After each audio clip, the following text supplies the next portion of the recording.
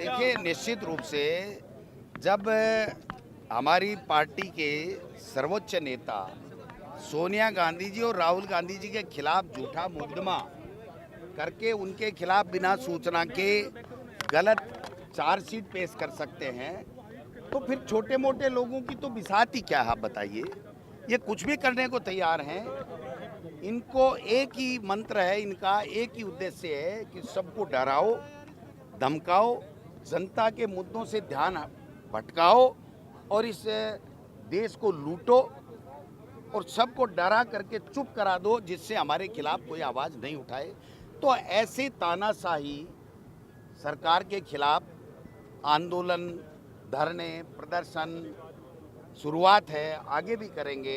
हम न डरने वाले हैं, न घबराने वाले हैं, न पीछे हटने वाले हैं। हम सत्य के साथ में हैं, न्याय के साथ में हैं और 10-12 साल में अब अकल आई इनको कि इनके खिलाफ चार्जशीट पेश करनी चाहिए। जब 5-5 घंटे 5-5 दिन तक जब इनसे पूछताछ की गई थी, तो क्या आज की तारीख तक कभी उन्होंने बताया कि इनसे क्या पूछताछ की, क्या गलती निकली और क्यों ये चालान करना चाहते हैं? तो ये सारा का सारा इनका षड्यंत्र है, ये डराने का।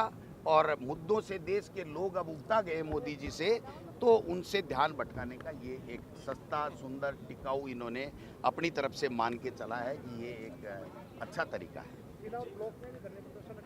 कल जिलों में है, परसों ब्लॉक में है, आगे की कार्रवाई बता दी जाएगी। हमने कहा अधिकारी भी ढंग से काम नहीं कर रहे, अधिकारियों के ऊपर कहाँ कर रहे हैं आप बताइए। मैंने एक बात कही है कि मुख्यमंत्री अपने तमाम विभाग के उच्च अधिकारी जो एचओडी है, प्रिंसिपल सेक्रेटरी हैं, उनके साथ बैठक ले रहे हैं कि बजट घोषणाओं की क्रियान्विति कैसे करनी है। और इन ब्यूरोक्रेसी का जो कप्तान है सीएस, वो यहाँ से 100 किलोमीटर कोटपुतली में जाकर के जिला कलेक्टर के साथ में चाय नाश्ता कर रहा है और वहाँ मीटिंग की बातें कर रहा है। तो कहाँ सामंजस्य है? इनका विजन नहीं है, इनकी सोच नहीं है, इनके पास में कोई किसी तरीके का मैकेनिज्म नहीं है। सिर्फ एक संदेश दे रहे हैं कि मैं बड़ा, मैं बड़ा, मैं बड़ा, मैं बड़ा। तो भाई, बड़े कोई भी हो, इस प्रदेश की जनता ने आपको वोट दिए हैं, तो उनके लिए तो काम कीजिए, उनकी समस्याओं के समाधान के लिए तो कोई काम कीजिए। ये मैं बड़ा में क्या होगा साहब? तीन लोगों का आप अक्सर को इशारा देते थे, आज आपने मंच पे नाम लिया। क्या मैं कह रहा हूँ ना, राजेंद्र जी राठौड़, घनश्याम तिवारी जी, अरुण चतुर्वेदी जी राजनीतिक द्वेषता से, राजनीतिक कारणों से प्रताड़ित करने के लिए कांग्रेस के प्रमुख प्रधान, नगर पालिकाएँ और सरपंच आदि नहीं बने, इसके लिए वो साजिश रच रहे हैं। और सरकार से ऊपर होकर के और मुख्यमंत्री कुछ बोल नहीं रहे हैं, पंचायती राज मंत्री मुंह खोल नहीं रहा है, यूडीएच मंत्री कुछ बोल नहीं रहा है। इनको कैसे अधिकार मिल गए कि सीएमओ में बैठ करके जिला कलेक्टरों से चाहे जैसे मनमर्जी के प्रस्ताव मंगा करके, चाहे जो नगरपालिका तोड़ी जा रही है, चाहे जो बनाई जा रही है। एक तरफ नगरपालिकाएं बड़े कस्बों को बना रहे हैं, एक तरफ हमने जो 12 बनाई थी उसको तोड़ रहे हैं। एक तरफ पंचायतों का नयों का पुनर्गठन कर रहे हैं और एक तरफ पंचायतों को हजारों की संख्या में तोड़ करके नगर पालिकाओं में मिला रहे हैं कि ये मोहम्मडन वार्ड और कांग्रेस के वार्ड कैसे कम हो, जिससे हमारे बीजेपी के और आरएसएस के लोग ज़्यादा से ज़्यादा पदों पे आ सकें। तो अगर हम नहीं बोलेंगे तो कौन बोलेगा? जनता बोल रही है और जनता की आवाज़ कांग्रेस पार्टी बोल रही है। मदन दिलावर के ऊपर आपने कहा कि 14 मुकदमे थे वक्त। हाँ, है ना। अगर हम गिरफ्तार कर लेते तो आज ये नौबत ही नहीं आती। अब इनसे तो उम्मीद है नहीं। मैंने तो कहा मुख्यमंत्री जी, अगर थोड़ा बहुत भी नैतिक साहस है तो या तो उन पे एफआईआर लगवा दो, क्योंकि हम नहीं चाहते कि हमारे राजस्थान का शिक्षा मंत्री उसके ऊपर मुकदमों की तलवार रहे। अगर उसमें कुछ नहीं है तो उनको बरी किया जाए, उनके एफआईआर लगा करके कोर्ट में भेजी जाए, और नहीं तो उनके खिलाफ चालान किया जाए। ये दोनों बातें मैंने कही। बीजेपी ने वक्फ कानून को लेकर जो मैं कह रहा हूँ ना, इनको तो यही चाहिए ना, हिंदू मुस्लिम चाहिए। ध्यान भटकाने से मतलब है लोग ये बातें करते रहें और वो मज़े मारते रहें और देश का सत्यानाश करते रहें, देश में जहर घोलते रहें।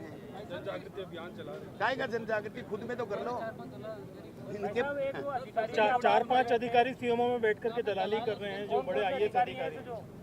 मैं सही कह रहा हूँ कि भ्रष्टाचार का ये आलम है जिसकी कोई सीमा नहीं। तो कौन कर रहा है फिर? आप बताओ, कौन कर सकता है? कोई बाबू पैसे ले सकता है क्या? तो ये जो भ्रष्टाचार पूरे प्रदेश में हो रहा है ये कौन कर रहा है? गोविंद डोटासरा कर रहा है या और कोई कर रहा है? अगर सबसे सुप्रीमो या तो सीएस होता है या सीएमओ होता है, तो अगर आरोप लगेंगे तो इन्हीं पे लगेंगे, तीसरे पे किस पे लगेंगे? वो आपने ये भी कहा कि 2-2 बजे फेस टाइम पर बात करते हैं बीजेपी से, ऐसे नेताओं की लिस्ट बना रहे हैं, क्या जरूरत नहीं है? कल भी नहीं, आपने कहा हमारे यहाँ नहीं है, हमारे यहाँ नहीं है। हमारे यहाँ तो सब एकजुटता के साथ में एक साथ हैं। मैंने बात ये कही है कि किसी को फेस टाइम पे बात करने की आवश्यकता ही नहीं है।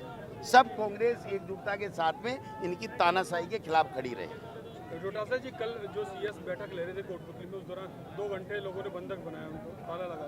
मैं कह रहा हूँ बंधक बनाया नहीं बनाया, लोगों को मिलने नहीं दिया। लेकिन ये सामंजस्य तो रखना चाहिए। एक मैसेज खराब गया कि मुख्यमंत्री टॉप ब्यूरोक्रेसी के साथ में बैठक ले रहा है और उन ब्यूरोक्रेसी का मुखिया सीएस है, वो वहाँ पर मौजूद नहीं होकर 100 किलोमीटर दूसरी जगह है, तो मैसेज गलत गया ना। लोगों को मिलने नहीं दिया सीएस। क्या जो आम लोग थे मिलने के लिए वहाँ खड़े थे, 2 घंटे तक ताला लगा कर। मैं कह रहा हूँ वहाँ जाने की जरूरत ही नहीं थी ना। वहाँ तो और ही कलेक्टर था, एसपी था। अगर वो फेल हो गए तो बदल दो उनको, लेकिन उनको तो मुख्यमंत्री के बगल में बैठना चाहिए ना। संदेश अच्छा नहीं जा रहा है ना हमारे प्रदेश में। देश की आजादी की लड़ाई लड़ा हो, अपनी पूरी संपत्ति जिसने इस देश के लिए दान दे दी हो। इंदिरा गांधी जी देश के लिए आतंकवाद खत्म करने के लिए शहीद हो गई हो। राजीव गांधी जी का बलिदान देश को एक रखने के लिए हो गया हो। सोनिया गांधी जी ने प्रधानमंत्री पद तक का ठुकरा दिया हो और राहुल गांधी जी लगातार जनता की आवाज को उठा रहे हो। उस परिवार पे ईडी का जिस प्रकार से शिकंजा कसा जा रहा है, जिसका कोई लेना देना नहीं है, 1 रुपए का कहीं कोई ट्रांजैक्शन नहीं हुआ, जो कंपनी बनी है वो नॉन प्रॉफिट कंपनी है, कभी उसमें 1 पैसा इन लोगों के पास आना नहीं है।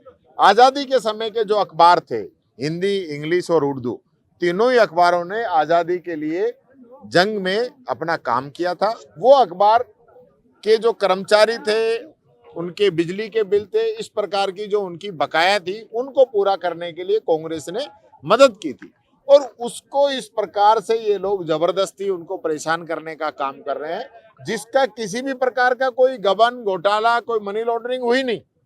तो देश के अंदर जो एगोसिटी इमरजेंसी इन लोगों ने चला रखी है, जनता को, आम जनता को, नेताओं को, विपक्षी पार्टियों को जिस प्रकार से ये लोग तंग करने का काम कर रहे हैं, इसका आज प्रदेश कांग्रेस कमेटी के हमारे अध्यक्ष आदरणीय गोविंद सिंह जी डोटासरा साहब के नेतृत्व के अंदर यहाँ बड़ा धरना दिया गया है। कल जिलों के अंदर होगा और परसों ब्लॉकों के अंदर धरना दिया जाएगा। सर, एक वक्फ बिल को लेकर बीजेपी लोगों को जागरूक करने की कोशिश कर रही है और सुप्रीम कोर्ट ने भी आज इस मामले में सुनवाई शुरू कर दी है। भाई पहले तो बीजेपी खुद ही बता दे कि उनको कितनी नॉलेज है इसके बारे में। दूसरी बात मैं कहना चाहूंगा, बीजेपी अभियान चलाए कि प्रदेश के अंदर गर्मी से निपटने के लिए, लू ताप घात से निपटने के लिए, किसी भी प्रकार का कोई अंधड़ बारिश आ जाए उससे निपटने के लिए कोई व्यवस्था है क्या? पानी की सब जगह व्यवस्था है क्या? बिजली की व्यवस्था पिछली साल जैसी रहेगी या व्यवस्था है क्या? और यही नहीं, हॉस्पिटलों के अंदर किस प्रकार से हालात बिगड़ रहे हैं, कूलर पंखे तक खराब पड़ रहे हैं, उसके लिए ये अभियान चलाए और जनजागरण अभियान चलाए। किसानों को समर्थन मूल्य देने के लिए, बाजरा खरीद करने के लिए, उनको 12,000 किसान सम्मान निधि देने के लिए और युवाओं को रोजगार देने के लिए, तब तो बात समझ में आती है। आज जाति धर्म के आपस की जो बातें आप जिस प्रकार से फैला रहे हो, अब जनता सब समझ चुकी है, इनके चंगुल में आने वाली नहीं है। सनातन का नाम लेने वाली सरकार न खाटू श्याम जी के 100 करोड़ दे पाई और न गोविंद देव जी के दे पाई।